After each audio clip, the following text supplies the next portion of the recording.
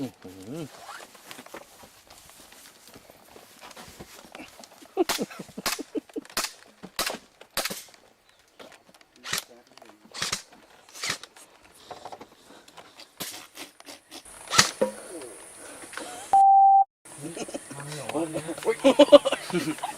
ร่องเลยนี่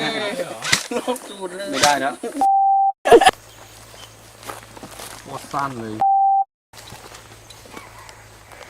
ทีมนี้กำลังจะไปประจำการนะครับที่ฐานนู่นนะครับคือบริเวณต้นไม้ใหญ่ของที่เขาจะต้องไปยึดนะครับคือ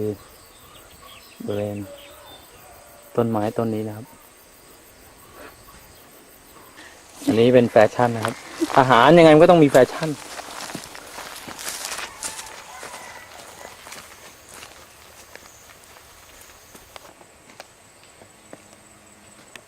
ครับเลยกัน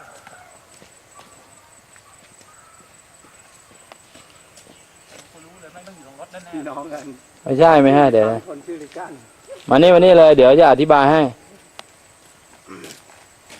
ชื่อทีมอะไรครับหัวหน้าทีมว่าไงครับทีมอะไรวะ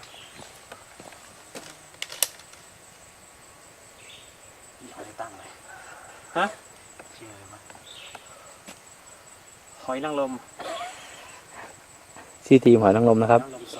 ตอนนี้ทีมเสือสิงห์กระทิงแรดได้รออยู่ที่ฐานทัพแล้วนะครับพร้อมครับ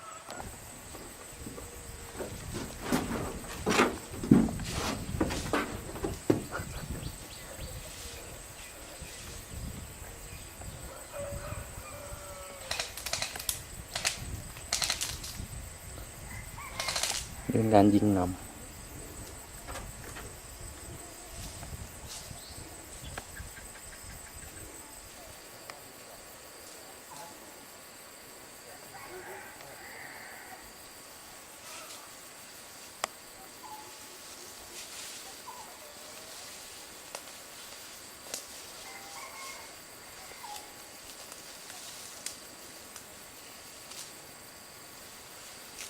ได้ยินเสียงเราไม่ได้ยินเสียงมันไง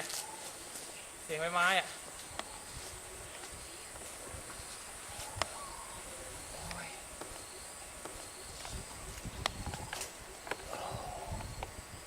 โดนไหน นี่คือตัวประกันของด้านฝั่งนี้ครับนี่มาแล้ววิ่งมาแล้วครับวิ่งโอ้โหปะทะกันแล้วครับ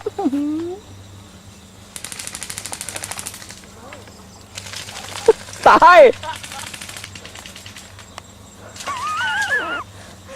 ไอ้ใส่กันไม่โดนเลยได้ไงวะม้วนโอ้โหเวียนหัวพี่หัวไอ้ขาด